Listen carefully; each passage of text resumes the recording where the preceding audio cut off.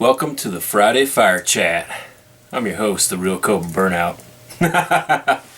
I've been doing these little political rants on Friday, but Scott F. actually suggested I call it the Friday Night Fire Chat. So I think I'm going to call it the Friday Fire Chat. I'm going to shorten it down. I got the fire roasting right here, rolling. And this won't always be about politics and stuff. This would be cool just to chat a little bit. And maybe if I can figure out how to do the live thing, we can actually do some live chats. I'll need to get one of those webcams though. Alright, so let's get this party started. I do have a package here. That's going to be going out to Eric. I'm just going to set it over here. Some goodies in there, and Chuck, before you say anything, give me your address and I'll send you some goodies for sure. Alright, so Star Wars. I'm not going to spoil anything for you in this vid. I went and saw it. I will say it's worth going to see. I'm going to leave it at that. I'm probably going to give it a couple days, kind of digest it, and give people time to go see it, and then I'm going to put out a freaking vid that's going to have spoilers all in it. So if you're into that, I'll title it, you know, Star Wars something. I'll put in there spoilers in the title so you know, but maybe Friday, maybe a Sunday or something. There's some things I want to talk about. I'm a Star Trek guy, but you know, got my phaser ready. However, I grew up also watching Star Wars, you know, had some of the Star Wars toys. That was the pure genius of George Lucas's, the marketing with the toys. And this new movie, I was hoping to get my kids into it, and we'll see if they like it or not. I went and saw it. They haven't seen it yet, so I'll probably wait till it goes to DVD before I watch again, or you know, show it to them, because right now they don't really care about it. Alright, moving on from Star Wars, and I mean, we had the big debate the other night with, you know, Ted Cruz did pretty good, you know, Marco Rubio trying to hit him with some garbage on saying he was for amnesty and such like that. These bills that these freaking congressmen put in, they'll always have some type of weird language. It's almost like they'll write a bill where the other people can't be 100% for it. So sometimes they'll have to vote for something because most of it's good. Also, they tack on all that pork. They'll tack on poison amendments to these bills to try to poison it out because they know people won't vote for it if they tack this crap on. It's a crazy system there, but I'm not falling for this crap Marco Rubio was saying. Ted Cruz is still pretty high up on my list. I'm not 100% locked in on who I want to go for as my candidate. You know, Trump's still up there in the polls, and Trump, what I like about Trump is he just says stuff and he don't apologize for it. So, but I know at work, you know, we don't talk a lot of politics, but if something comes up, you know, I was surprised at some of the people that just hated Trump. It's like, why do you hate him? Like, oh, he's really a Democrat, you know, trying to disguise himself. Well, no, actually he's not. But, I mean, he was a businessman, and he did pretty much, he donated to anybody that was, you know, in charge in the political realm. So on both sides of the house, if that furthered his business. Because that's what you do when you're trying to run a business. You gotta jump them hoops and play them games. So whether or not you like that, you know, what he did in the past, and so be it. But Ted Cruz is a straight up politician, but he has a lot of things I think we're looking for. Well, I'm looking for. I can't speak for you, but you know, he's a politician, but he also is not afraid to go against, you know, the mainstream politicians. And there's a group of, Yeah, let's get some more. Let's stoke the fire there. Thanks. That's my helper right there. I don't know what his... We have to figure out a name for my helper. Stoking that fire. But there's a lot of dirty dealings going on with the Republican Party. You know, you have these old people, well, not necessarily old in age, but this kind of group of people that are in charge, and they have people picked out that they try to groom to take office because they want to be in. That's how they can be a puppet master behind the scenes. So it's the establishment. So I like these. You know, I like Cruz. I like Trump. They're going against the establishment, and you know, the establishment's trying to hit back. They're not supporting their own people, their own candidates. So, and I mean, some of them are dang threatening to, you know, if Trump wins, they're gonna, you know, throw everything against him if they can. This is a Republican saying this. So you're really gonna go against your guy, and you would rather have Hillary in office? Come on, you really don't care about the country if that's the case. Oh, what was going on? Oh, there was that.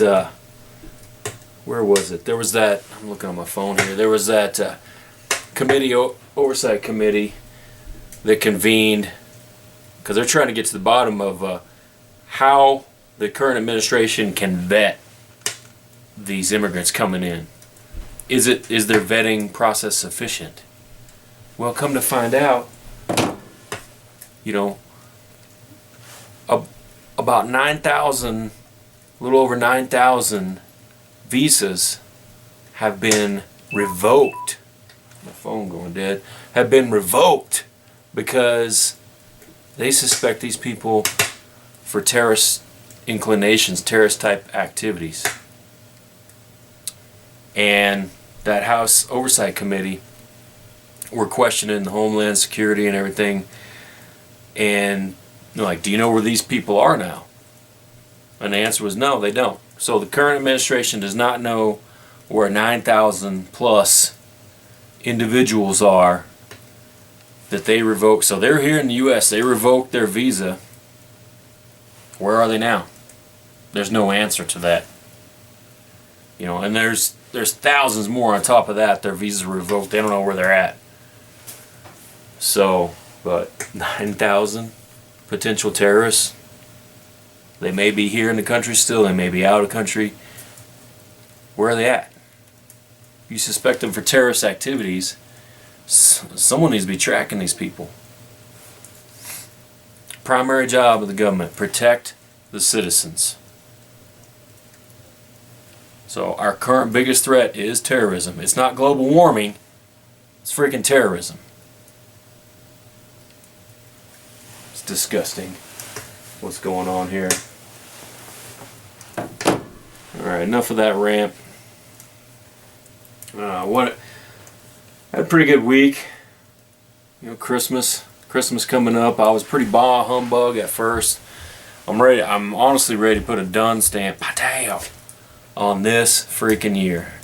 I had a lot of tragedy in this year, and I just want to get past this year. You know. But so I was kind of bah humbug. My wife got turned that around for me a little bit, thankfully, and you know, I wasn't even going to decorate the friggin' house, but we slowly started putting stuff up, and it feels good. You know, it feels good to get those decorations back up. Oh, speaking of Christmas, so I went to I have 2 kids in school. I went to their Christmas or holiday program, whatever they were calling it, where they go and sing and everything. And each grade group, they did a couple songs. Now, there's a freaking there's a church here. I'm not going to say their denomination, but they are working this government program that's bringing Muslim immigrants in. Alright, this is a Christian church. Imagine that, bringing in the Muslim immigrants. You know, I'm not even... That's a whole nother video on, you know, the different, you know, Quran versus the Holy Bible. Alright, anyway, from what I've seen, this church is doing it for the government money. Government funds various organizations if you will help bring in immigrants. Okay? So there's programs out there, and they get housing subsidies. You know, they get different monies for things. So the organization gets some money, so you know they're profiting from this somehow. I don't know what they're using this funds for. You know, and then they may, in their minds, think, oh, we're helping people. Well, you're not going to convert a Muslim to be a Christian. That's very rare. So, I don't know.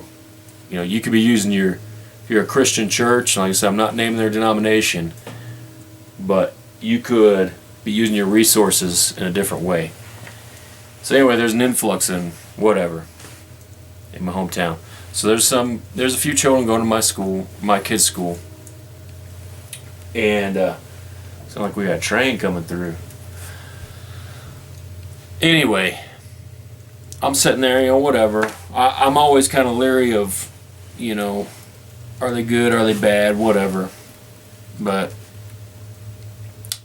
I'm sitting there watching this program, and that one class comes up, and even my daughter's class has a Muslim child in there.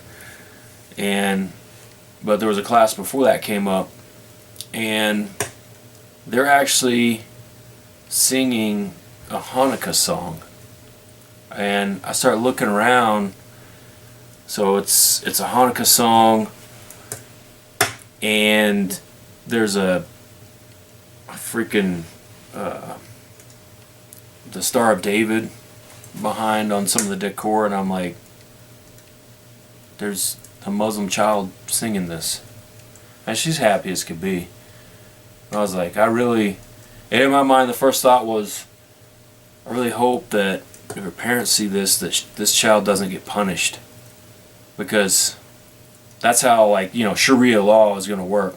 You know, this innocent child will get punished for something like that potentially. So I'm hoping that doesn't happen. Maybe they're, you know, the quote good Muslim, but oh my goodness, I don't know. I just noticed that, and I was like, this is interesting. I'm surprised that there's even Christmas programs around nowadays. And like I said, they weren't calling it a Christmas program, but, you know, I mean, the Christmas holiday, it's almost made secular to begin with. You got Santa Claus, Christmas trees, giving gifts. None of that really has anything to do with the birth of Jesus Christ. So, to me, in schools, if you want to do a Christmas program and make it politically correct or whatever, you know, sing the Deck the Halls, or, you know, the songs, Frosty Snowman, things like that are just like, they're just Christmas, and they don't like the name Christmas because it has Christ in it. Get over it. Whatever. Maybe I'm off base on some of that, but I doubt it. Alright, got the fire still going. I don't want to make this vid too long, but put your comments down below. Let me know what you think. We'll see how many thumbs downs I get with this vid, but I kind of like this. I want to try to do a Friday Fire chat. You know, try to make it a little regular thing here, and I'll work on the time. And I really didn't prep for this one, just kind of off the cuff. And if there's any topics, there you go. If there's any topics you want me to discuss, then we got a phone call here. If there's any topics you want me to discuss, put it down in the comments. I'm going to sign off with that. How about there? Boom.